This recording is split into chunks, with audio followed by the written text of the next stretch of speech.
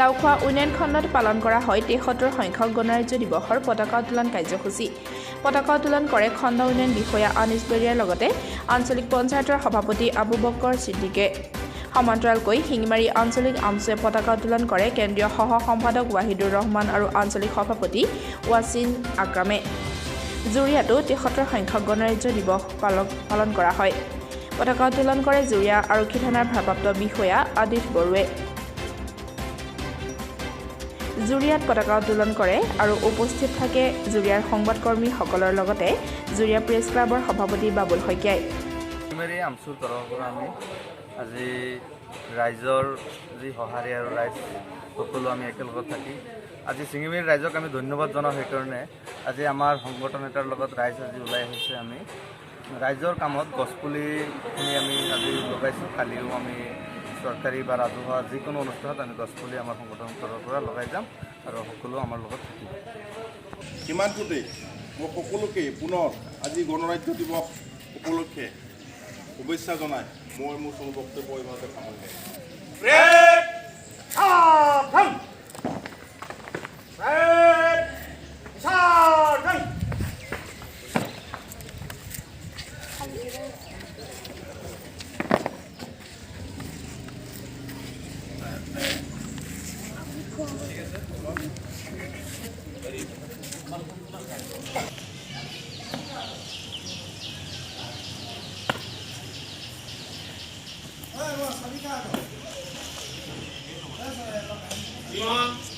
आज भारत के 77वां गणराज्य दिवस के अवसर पर जुरिया पुलिस स्टेशन के सामने राष्ट्रीय ध्वज फहराने के लिए आमंत्रित करता हूँ।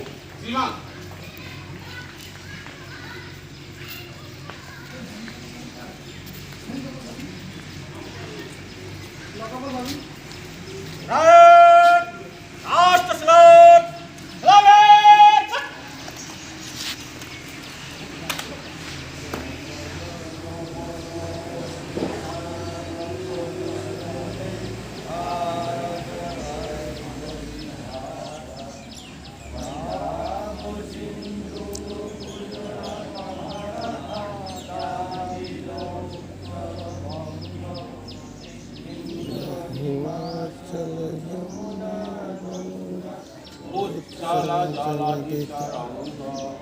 तव शुभ नामे जागे तव शुभ आशीष मागे गाहे तव जय गाथा जनगण मंगलदायक जय हे भारत भाग्य विधाता जय हे जय हे जय हे जय जय जय जय हे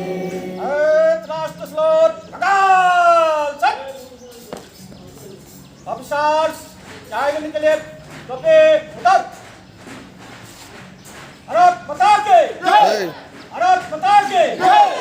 भारत माता के जय।